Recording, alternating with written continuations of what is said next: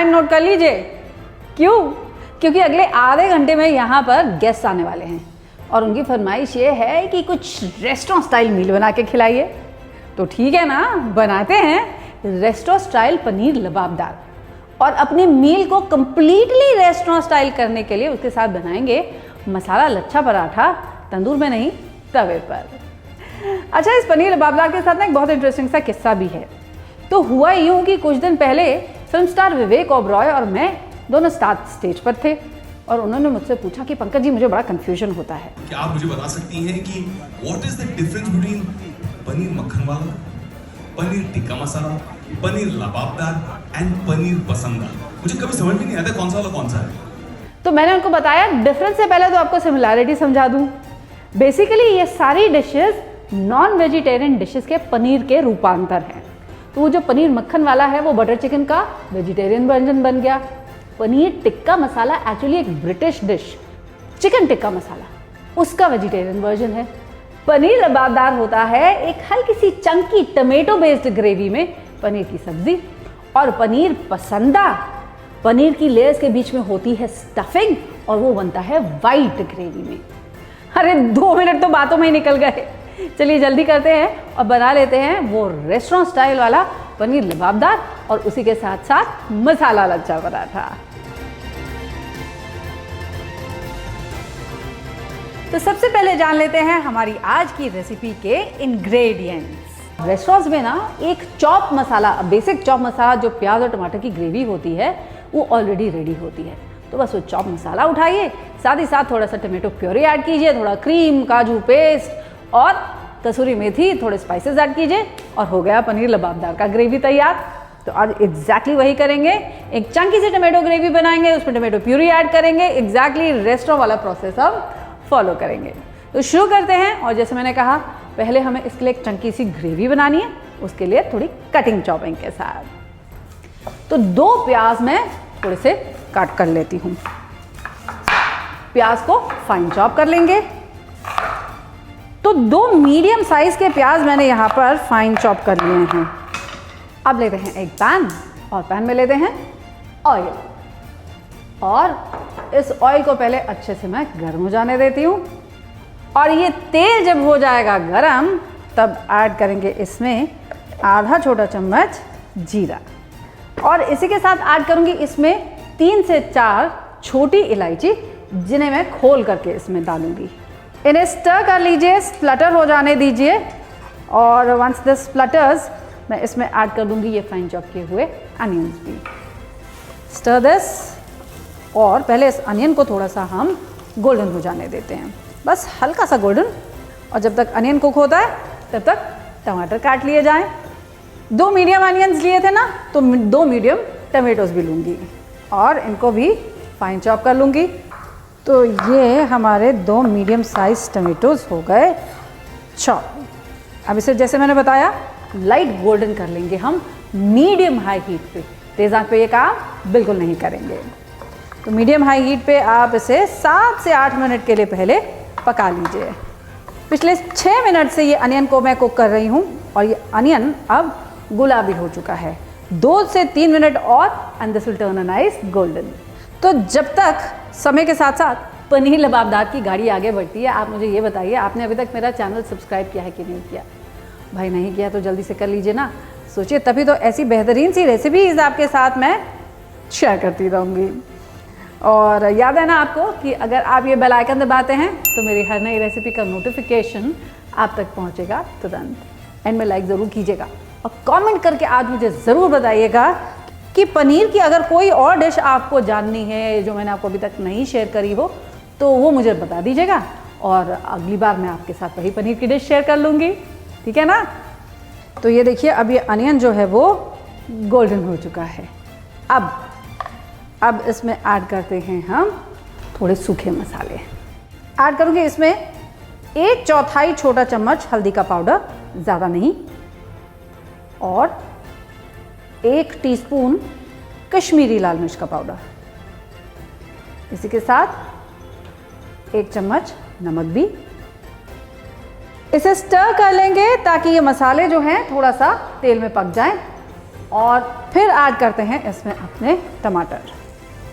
Add करेंगे 1 tablespoon ginger garlic का paste भी। अब इसे स्टर कर लेंगे। अब ये प्याज, टमाटर और मसालों को हम कुक कर लेंगे मीडियम हाई हीट पर कम से कम 10 से 12 मिनट के लिए, और तैयार हो जाएगा हमारा बेसिक चॉप मसाला। तब तक हम क्या करेंगे भाई, समय की कमी है, तब तक आटा गूंद करके रख लिया जाए अपने पराठों के लिए। तो पराठा बनाने के लिए ना मैं आटा और मैदा दोनों मिक्स करके बनाना चाह रही हूँ, क्योंकि रेस्टोरेंट स्टाइल बना रही हूँ ना, इसलिए। आप चाहें तो केवल गेहूं के आटे के साथ भी इसे बना सकते हैं। और अगर मिक्स करने जा रहे हैं तो इक्वल क्वांटिटी में आटा और मैदा ले लेंगे, यानी कि 1 कप मैंने आटा ले लिया है और इसमें 1 कप मैदा भी मिला दूंगी। एक बार ये मसाला भी स्टर कर दूंगी ताकि ये नीचे ना लगने लग जाए। आटा और मैदा दोनों को पहले अच्छे से कर लेते हैं मिक्स, और अब डालूंगी इसमें थोड़ा सा नमक, थोड़ा सा तेल और पानी के साथ इसका एक सॉफ्ट सा डो रेडी कर लूंगी। तो इसका डो जो है ना टाइट नहीं होना चाहिए, एकदम स्मूथ होना चाहिए और हल्का सा सॉफ्ट होना चाहिए। आवश्यकता अनुसार डालेंगे इसमें पानी और इसको गूंद लेंगे। Once your dough is ready, इसे 5 मिनट के लिए हम रेस्ट करने के लिए छोड़ देंगे ताकि ये आटा थोड़ा सा फूल जाए। अब ये देखिए, ये भुना मसाला भी ऑलमोस्ट रेडी हो गया।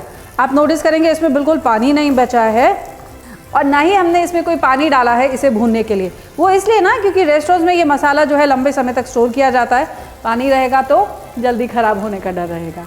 लेकिन एट दिस स्टेज अब इसमें मैं ऐड करने जा रही हूँ पानी। So I am going to add about half a cup of water. इसी के साथ साथ रेडीमेड टोमेटो प्योरे, आप अगर बढ़िया से लाल टमाटर हो ना आपके पास, उन्हें घर में पीस करके भी इसमें मिला सकते हैं। तो this is about 1 cup of tomato puree. अब इनको भी इकट्ठा हम पक जाने देते हैं और तब तक अपने पनीर के पीसेस को कट कर लेते हैं।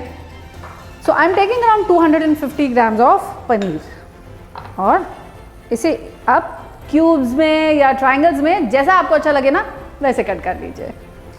और अब इन पनीर के पीसेस को इस सिमरिंग ग्रेवी में ऐड कर देते हैं। इसी के साथ ऐड करूंगी इसमें थोड़ा सा पानी, और अब पनीर को पानी के साथ कुक कर लेंगे, ग्रेवी के साथ कुक कर लेंगे थोड़ी और देर के लिए। अपनी ग्रेवी को एक रिचनेस देने के लिए और थोड़ा सा थिक करने के लिए भी मैं इसमें ऐड करने जा रही हूँ काजू का पेस्ट। तो 2 टेबलस्पून काजू का पेस्ट मैं इसमें ऐड करूँगी। इसे थोड़ा और रिच करेंगे थोड़ी सी क्रीम के साथ। क्रीम को भी इसके साथ मिक्स कर देते हैं, और अब ऐड करते हैं इसमें थोड़ी सी kasuri methi for a very wonderful flavour. So 1 teaspoon kasuri methi पहले अपने हाथों में अच्छे से रगड़ करके फिर ऐड करेंगे, ताकि ये थोड़ी क्रश भी हो जाए और थोड़ी सी फ्रेग्रेंट भी हो जाए। फिनिश करूँगी इसे थोड़े से बटर के साथ, थोड़ा नहीं, कम से कम 2 टेबलस्पून, तभी आएगा उसमें वो टेस्ट। और एंड में जस्ट स्प्रिंकलिंग ऑफ गरम मसाला ऑन द टॉप। बटर गरम मसाला इसमें कर दीजिए मिक्स। बटर देगा इसे और बढ़िया सा बटरी टेस्ट, यानी कि और रिचनेस, और गरम मसाला फ्लेवर। शुरुआत में गरम मसाला नहीं डाला था ताकि इसका कलर जो है वो ना खराब हो जाए, अब टॉप से डाला है केवल फ्लेवर के लिए। अब गैस को कर देते हैं बंद और इसे ढक के मैं छोड़ दूंगी। तो ये तो हो गया हमारा पनीर लबाबदार रेडी। अब पराठों की बारी। आटा 5 मिनट से रेस्ट कर रहा था, अब इसे 2 मिनट के लिए मैं और गूंद लेती हूँ। मैंने कहा था ना इसका डो सॉफ्ट रखिएगा, क्योंकि देखिए रेस्ट करने के बाद ये डो थोड़ा सा अपने आप और टाइट हो जाएगा। अब ब्रेक दिस इनटू बॉल्स। तो ये मेरे पेड़े तैयार। अब पहले तो यहाँ एक तवा चढ़ा दिया जाए, और अब ये मसाला लच्छा पराठा बन रहे हैं तो इनके लिए एक स्टफिंग बनानी होगी। जानते हैं उस स्टफिंग में क्या क्या लूँगी मैं? मेरे पास है यहाँ पर 1/4 कप पिघला हुआ घी। इस मेल्टेड घी में अब मैं ऐड करूँगी 1 चम्मच लाल मिर्च का पाउडर। घबराइए नहीं, ये कश्मीरी रेड चिली पाउडर है जो कलर तो बहुत अच्छा देगी, लेकिन हाँ तीखापन उतना नहीं आएगा। इसी के साथ आधा छोटा चम्मच नमक, 1 छोटा चम्मच कसूरी मेथी,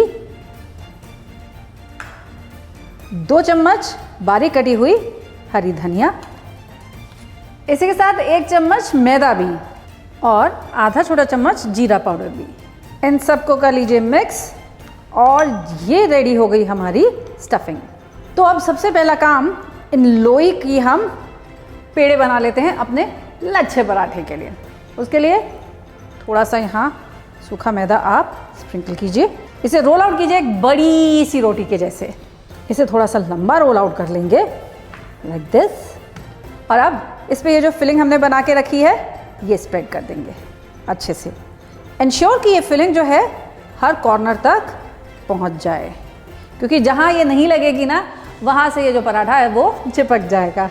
घी अगर इसमें जमने लग जाए, सेट होने लग जाए, जिसकी वजह से ये फैले नहीं, तो आप इसे अपने हाथों से लगा दीजिएगा, क्योंकि आपके हाथ की गर्मी की वजह से वो जो घी है ना वो वापस से पिघल जाएगा और इजीली स्प्रेड आउट भी हो जाएगा।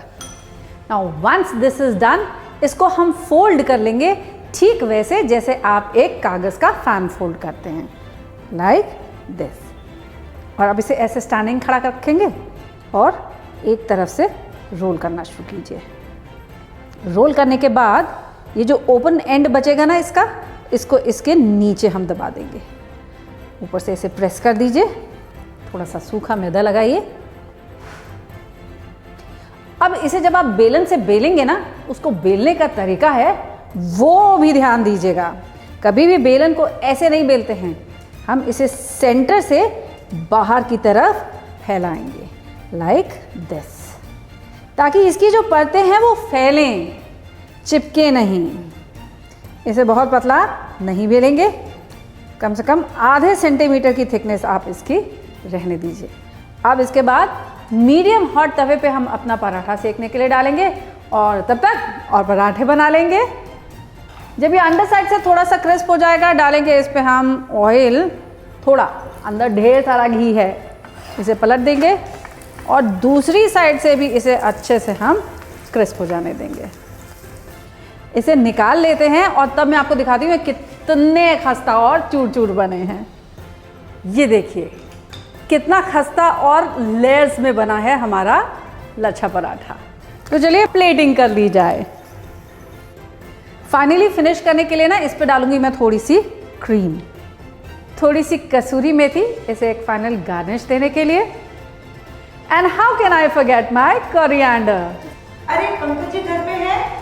अरे पंकज जी भी हैं और खाना भी तैयार है।